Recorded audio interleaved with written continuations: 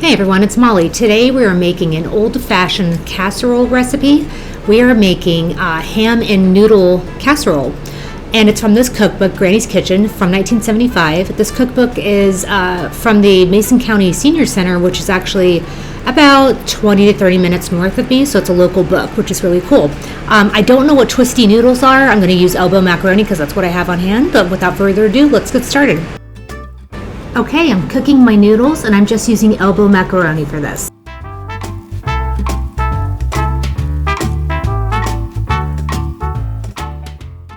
And I'm going to drain and rinse my noodles.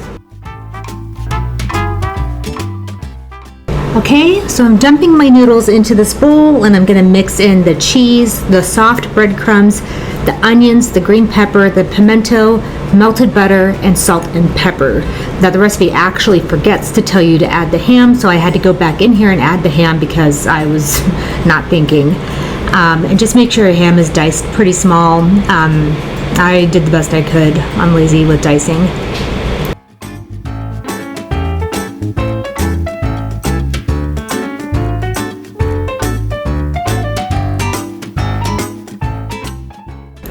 I forgot to add the ham, so here I am adding it now. And just make sure you mix this together really well.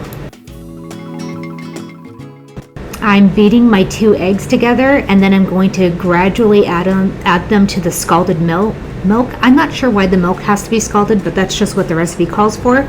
So you just want to beat your eggs into the milk slowly so that you don't cook them. So there I go, just adding it a little bit at a time, and then that goes into the noodle mixture.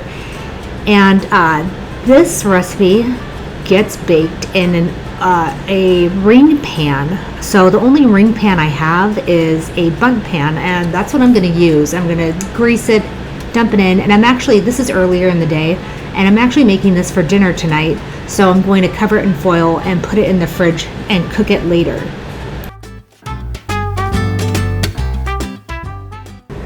Alright, so here I am. I'm just spraying it with some cooking spray.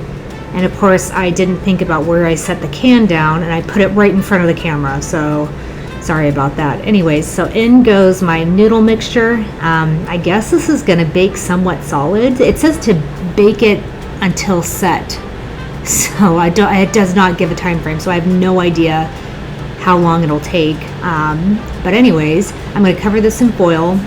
Oh, then you're supposed to top it with your buttered breadcrumbs, your dry breadcrumbs. I forgot to do that, and then I stuck it in the fridge and then realized, oh crap, I forgot to put the breadcrumbs on, so I had to take it back out and do that and then recover it with foil. But yeah, so I'm going to put mine in the fridge and let it set up until it'll probably be in there for about an hour and a half until we are ready to eat. I took it back out of the fridge to add the breadcrumbs. So the breadcrumbs, it's just half a cup of dry breadcrumbs, and I added 2 tablespoons of melted salted butter to this. The recipe didn't say how to make the buttered breadcrumbs, but that's just what I did, and it seems to be the right consistency, so I'll put that in the video's description along with the recipe.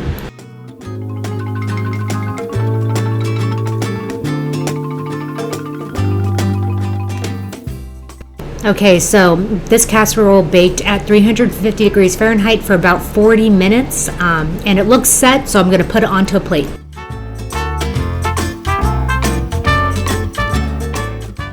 Okay, so I'm nervous. I don't know how this is going to turn out. It's hot. I did not let this rest. It's hot, so the recipe does not specify really if you should let it set before you do this or what. So this is kind of tricky to do with oven mitts on, so I'm going to do my best. And long story short, I didn't grease the pan well enough, I guess, because some of it's stuck. And so I just scooped it on top, scooped it out of the pan and stuck it where it was kind of supposed to go. And it looks like a hideous mess, but you know what? What really matters is how it tastes. Yeah, see, this did not turn out the way I wanted. Frustration. My noodle casserole did not form a complete ring. Crap. You see, I'm frustrated. So let's fix this. Oh, and it gets buttered peas and carrots in the center. So yeah, it's gonna be fancy. So let me fix this. Yeah.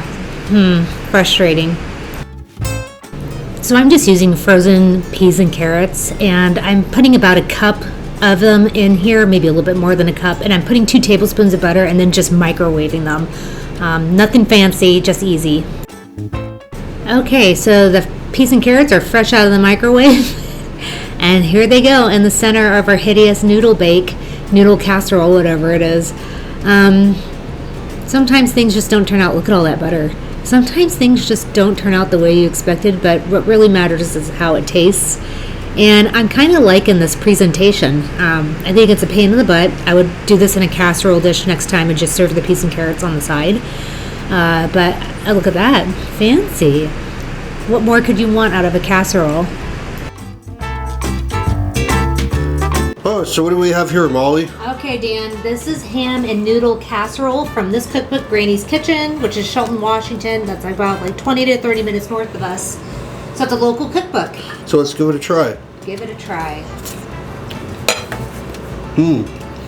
That's really good. Yeah, it tastes like macaroni and cheese with ham in it, but baking it in that ring. So this baked for about 40 minutes at 350 degrees. I would do this in a casserole dish next time and then just do the peas and carrots on the side. Getting it out of that bun pan was a pain in the butt. And maybe it's because that's not the correct pan. That's the only one I have that will work. That was a ring that could go on the oven. So, but yeah, and this is delicious. It was quick and easy to make.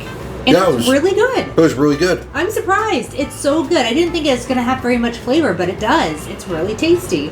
So I recommend this. I think it's going to go in our casserole, Fun with Casseroles playlist.